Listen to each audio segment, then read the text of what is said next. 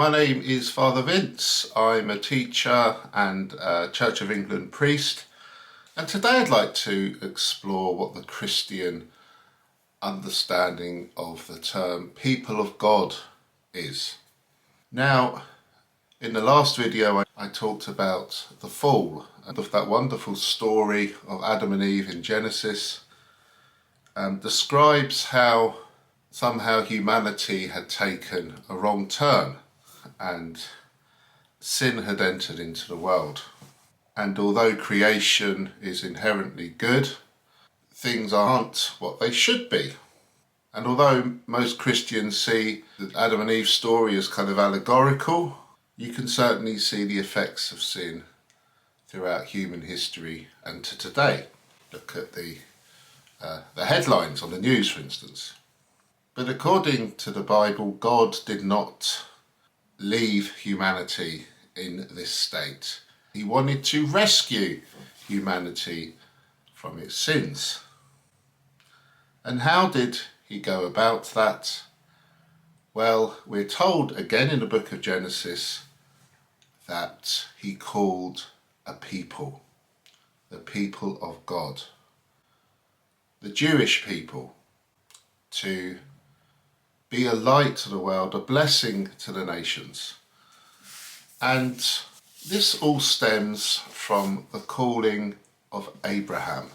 In Genesis chapter 12, we read this. Now the Lord said to Abram, that's Abraham's first name before he was called, go from your country and your kindred and your father's house to the land that I will show you.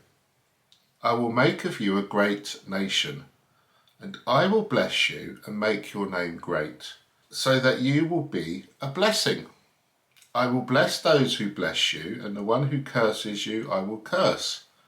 And in you all the families of the earth shall be blessed.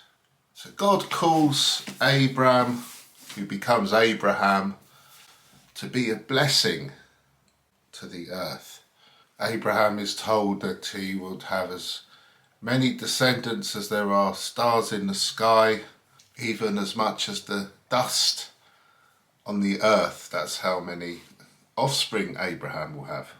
And God makes a covenant with Abraham. He makes this binding promise with Abraham that Abraham and his descendants will be blessed and will fulfill God's saving work in restoring creation from the effects of the fall. But Abraham has to be faithful and to follow God's ways, to be a holy people set aside for the task God has given him. So it begins with Abraham, and throughout the rest of the Old Testament, we hear about Moses in Exodus, who is called to save the people of God from slavery. Moses receives the law on Mount Sinai, and the people of God are entrusted with bringing the presence of God in the tabernacle through the wilderness.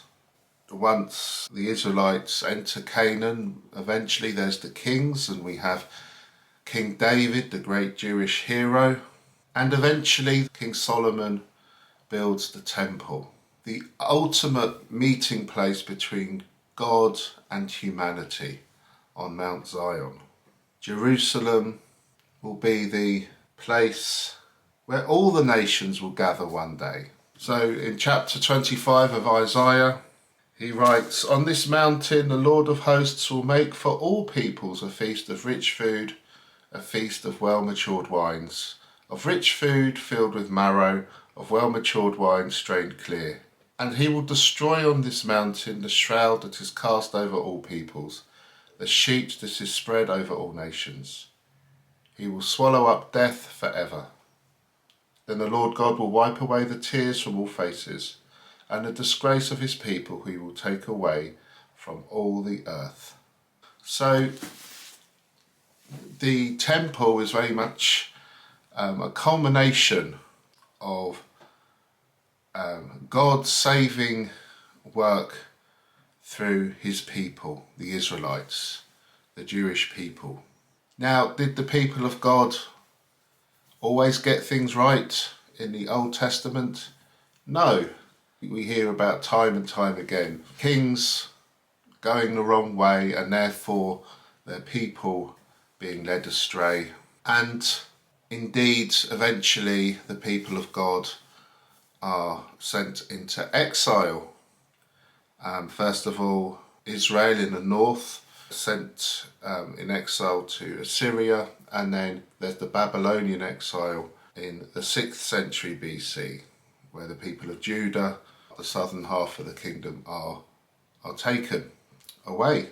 But despite the doom and gloom of exile, and indeed the destruction of the temple itself and its rebuilding, there were prophets called by God to speak his word. And the prophets seem to be foretelling a time when someone will come who will truly bring God's saving purposes through his people to a culmination. And this person is described as the Messiah, the Anointed One. The prophet Micah chapter 5, we read this: "But you, O Bethlehem of Ephrathah, who are one of the little clans of Judah, from you shall come forth for me one who is to rule in Israel, whose origin is from of old, from ancient days. Therefore he shall give them up until the time when she who is in labour has brought forth. Then the rest of his kindred shall return to the people of Israel. And he shall stand and feed his flock in the strength of the Lord, in the majesty of the name of the Lord his God. And they shall live secure, for now he shall be great to the ends of the earth, and he shall be the one of peace." And of course, for Christians, the person foretold by the prophets to bring God's saving plan to bear is the person of Jesus Christ, whom I will talk about in the next video. But thank you for watching, and all the best. Bye.